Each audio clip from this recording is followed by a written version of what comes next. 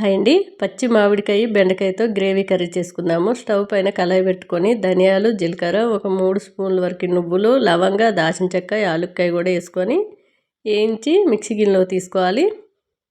చాలా టేస్ట్గా ఉంటుందండి కర్రీ. అదే కళాయిలో కొద్దిగా ఆయిల్ వేసి బెండకాయ ముక్కలు వేసుకొని ఏపి సైడ్కి తీసుకోవాలి.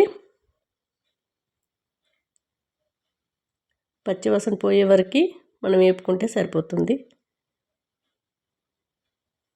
అదే కళాయిలో ఇంకొద్దిగా ఆయిల్ వేసుకొని ఆవాలు, జీలకర్ర, శనగపప్పు, మినపప్పు, మెంతులు, వాము, సోంపు ఉన్న దినుసులు వేసుకుంటున్నాను.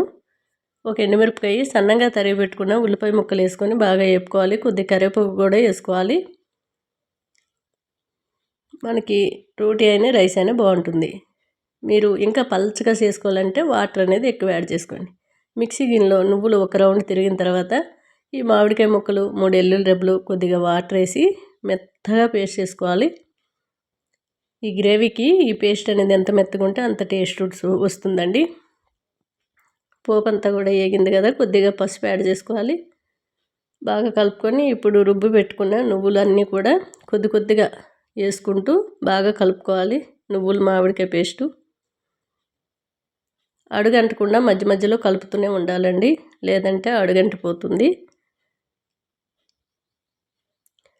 మీరు ఆ మామిడికాయ పులుపుకి సరిపడగా వాటర్ అనేది యాడ్ చేసుకోండి. మీకు ఇంకా పల్చగా కావాలంటే మామిడికాయలు కాస్త ఎక్కువగా తీసుకుంటూ ముక్కలు పల్చగా కూడా మనకి చారులకు కూడా చేసుకోవచ్చు. నేనైతే ఒక గ్లాస్ వరకు వాటర్ యాడ్ చేసి బాగా కలుపుకొని రాళ్ళుప్పు, కొద్దిగా కారం, మీరు ఎంత కారం తింటే అంత కారం పొడి వేసుకోండి. బాగా కలిపేసుకొని ఈ కర్రీ ఒక్కసారి వండుకొని తిన్నారంటే మళ్ళీ చేసుకొని తింటారండి, అంత టేస్టీ అయితే ఉంటుంది. ఈ సైడ్కి వేపి పెట్టుకున్న బెండకాయ ముక్కలు వేసి బాగా కలిపేసుకొని ఇంకొద్దిగా వాటర్ యాడ్ చేసి, ఎందుకంటే బెండకాయ మనకు ఉడకాలి కదా, అందుకే ఇంకొక కప్పుడు వరకు వాటర్ తీసుకున్నాను.